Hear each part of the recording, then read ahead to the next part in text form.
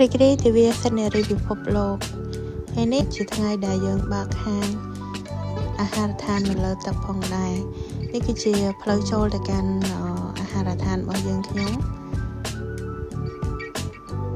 សម្រាប់ការរៀបចំនៅក្នុងហាងគឺយើងរៀបចំបានរួចរាល់ហើយយើងមានជាម្ហូបកំង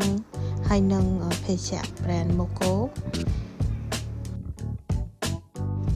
នេះជាបរិយាកាសជុំវិញនៅក្នុងហាងផ្ទាល់តែម្ដងនេះគឺជាជាន់ក្រោមដែលនៅជាប់ជាមួយនឹងទឹកផ្ទាល់តែម្ដងខ្យល់អាកាសគឺល្អស្រស់ស្រាយមែនទែនដោយសារតែនៅជិតទឹកពីជាន់ខាងក្រោមទៅបងប្អូនអាចមើលទេសភាពនៅជុំវិញច្រាំងទន្លេហើយនឹងជាពិសេសហ្នឹងគឺទេសភាពស្ពានថ្មីឆ្លងកាត់ទីចេះហើយនេះគឺជាភ្ញៀវទេសចរដែលគាត់អញ្ជើញមកជិះទូកឆ្លងទៅខាងសួនសវណ្ណកោះច្រែងរបស់យើង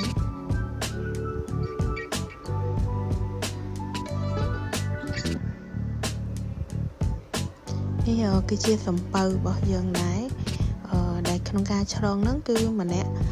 ទៅមកគឺតម្លៃ 4,000 រៀលការធ្វើដំណើរតាមសំពៅនេះគឺមានរយៈពេលចន្លោះពី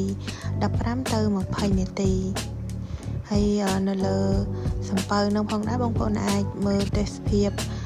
ពេលដែលបងធ្វើដំណើរឆ្លងនៅលើទន្លេហ្នឹង